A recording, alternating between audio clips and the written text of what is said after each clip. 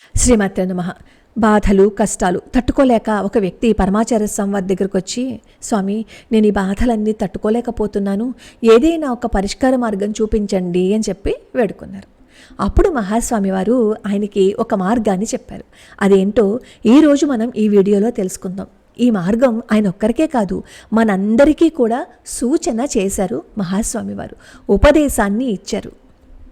ఒకసారి ఒక వ్యక్తి పరమాచార్య స్వామి వారిని ఆశ్రయించి, స్వామి నేను చాలా కష్టాల్లో ఉన్నాను స్వామి, ఈ దుస్థితి నుంచి ఎలా బయటపడాలో నాకు అర్థం కావటం లేదు స్వామి, ఏదైనా పరిహారం చెప్తే చెయ్యాలనుకుంటున్నా కానీ స్వామి నేను చాలా బీదవాడిని, దయచేసి నాకు ఒక మార్గం చూపించండి స్వామి అని వేడుకుంటాడు.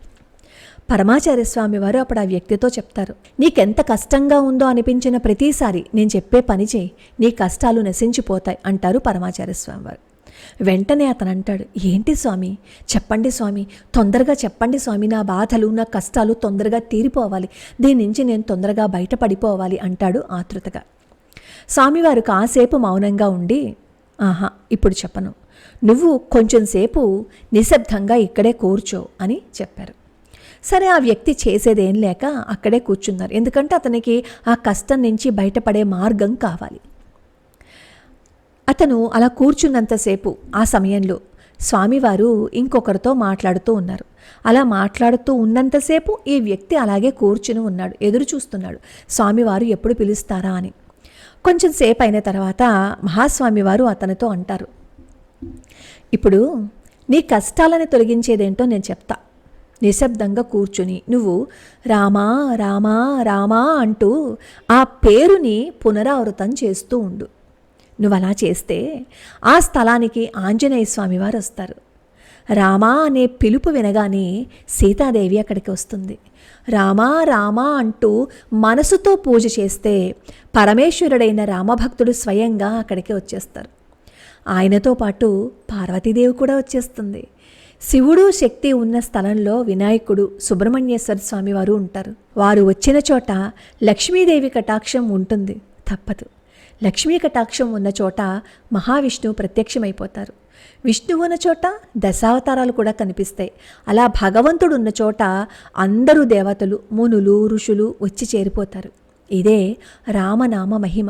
ఆ మంత్రాన్ని పునరావృతం చేస్తూ కూర్చుంటే మన చుట్టూ ఆధ్యాత్మిక శక్తులు చేరతాయి. మన జీవితం నుండి దుఃఖాన్ని పోగొట్టే అద్భుత శక్తి దీనికి ఉంటుంది. కాబట్టి నువ్వు కూడా శాంతంగా కూర్చుని మనసుతో రామనామాన్ని జపించు. ఆ స్మరణ వల్లనే అన్ని తలంపులు, బాధలు, కష్టాలు తొలగిపోతాయి. భగవంతుడు నీ పక్కన ఉంటాడు, అన్ని అనుగ్రహాలు మీ జీవితంలో ప్రవహిస్తాయి అని చెప్తారు మహాస్వామి వారు. కష్టం వచ్చింది అని చెప్పినప్పుడు పరమాచార్య స్వామి వారు రామనామ మంత్రాన్ని జపించమన్నారు మనసుతో. ఒక్క రామనామం జపిస్తే ఎంత అద్భుతం జరుగుతుంది అనేది పరమాచార్య స్వామి వారి నోటి నుంచి వచ్చిన తర్వాత కూడా మనం ఆ జపం చేయకుండా ఉంటామా చెప్పండి?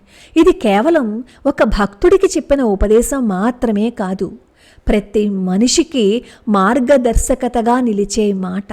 రామనామం జపించండి. రామనామం జపిస్తే దేవతలు, దైవ అనుగ్రహాలు లభిస్తాయి. నోటితో కాదు రామా అనడం, మనస్సుతో రామా అనాలి. నీ నోటి నుంచి రామా అని వచ్చింది అంటే నీ మనసులో నుంచి బాధ పెట్టే ఒక్క మాట కూడా రాదు.